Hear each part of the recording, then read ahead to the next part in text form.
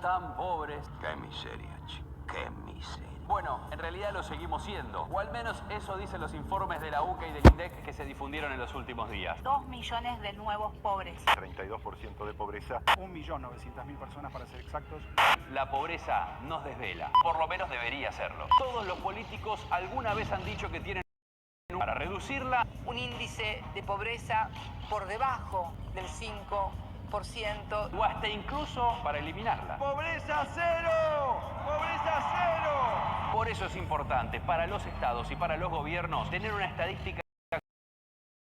¿Y cómo se mide la pobreza en Argentina? Abro hilo. La pobreza siempre es una amenaza, sobre todo una amenaza para mí, ¿no? Una de las maneras es la forma que utiliza el INDEC. INDEC es Instituto Nacional de Estadística y Censo. ¿Dónde está Moreno?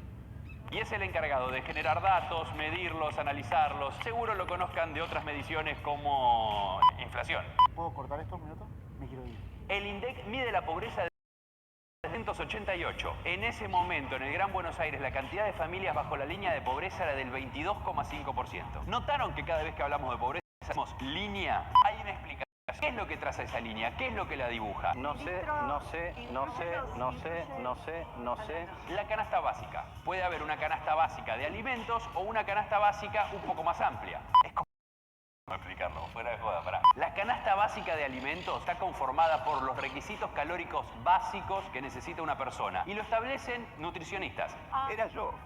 Es así. Ahora, claro, esos requisitos de ingesta de calorías varían de acuerdo a la actividad, la edad y hasta incluso el sexo. En Argentina se considera que un varón adulto de entre 30 y 59 años debería ingerir unas 2.700 calorías diarias. Una hamburguesa de McDonald's. Pero ahí empiezan a aparecer las primeras dificultades, porque claro, las mujeres deben ingerir una cantidad de calorías diarias de 2.000. O sea, tienen que comer distinto. Y los chicos, incluso menos. Como para ordenar la cuestión, se estableció que para analizar las calorías básicas que necesita una familia tipo, se necesitan alimentar a 2,24 personas. En base a ese requisito, se le pone a esa canasta un precio básico monetario. Es decir, cuánta plata sale alimentar a 2,24 personas. En realidad, a 2 personas, 24 partes de una persona. Si los ingresos de una familia no alcanzan para alimentar a 2,24 personas, el INDEC dice que esa familia no pudo acceder a una canasta básica alimentaria. Por lo tanto, es indigente. Por encima de la canasta básica alimentaria está la canasta básica total, que incluyen una serie de artículos que se deben consumir para llevar una vida digna. ¿Se entiende? Por un lado, la canasta básica alimentaria para la línea de indigencia y por otro lado, la canasta básica total para la línea de pobreza. ¿Y quién mide los ingresos para saber si alcanzan a superar una línea o la otra? El INDEC a través de la encuesta permanente de hogares. Pero este tipo de medición tiene un problema, porque si esa línea es tan determinante de acuerdo al ingreso, si un mes una familia gana, pongamos, 5 pesos más, dejaría de ser pobre por 5 pesos. ¿Quién deja de ser pobre por 5 pesos?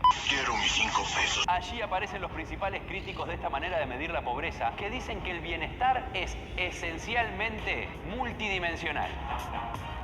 Dentro de ese otro enfoque está la otra manera de medir la pobreza en la Argentina, la que utiliza la Universidad Católica Argentina, más conocida como la UCA. ¿Qué es el enfoque multidimensional? Básicamente eso, que para medir la pobreza no hay una línea y solamente se puede basar en el consumo, sino que hay un montón de factores que inciden en saber si una persona es pobre o no es pobre. En definitiva, datos económicos, pero también sociales, como por ejemplo, seguridad alimentaria. La seguridad es un ítem que está determinado por si una persona ingiere menos alimentos que el mes pasado o si pasa hambre. El otro ítem que se utiliza es el acceso al sistema de salud. Para medir el acceso al sistema de salud, se le pregunta a las personas si tienen acceso a un hospital público o si han tenido que comprar menos remedios en el último tiempo por alguna cuestión económica. El tercer ítem es el acceso a servicios básicos, acceso a la red de agua corriente, acceso al tratamiento de aguas hervidas o déficit de conexión a red de energía eléctrica o gas natural.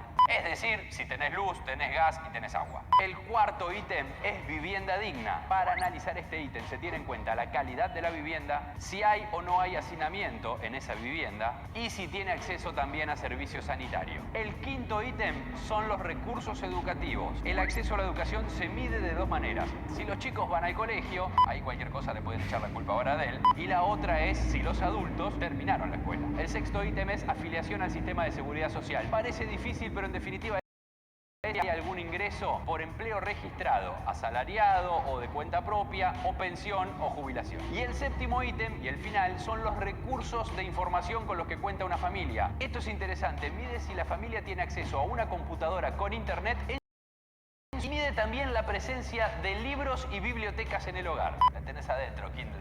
Sin embargo, esta medición multidimensional también tiene algunas dificultades para establecer si una persona es pobre o no es pobre. Porque si alguien sufre aunque sea una de esas carencias y es considerado pobre, puede ser exagerado, porque hay un montón de razones por las cuales una persona en su casa, por ejemplo, pueda no tener computadora o acceso a internet. Maldito Fivertel.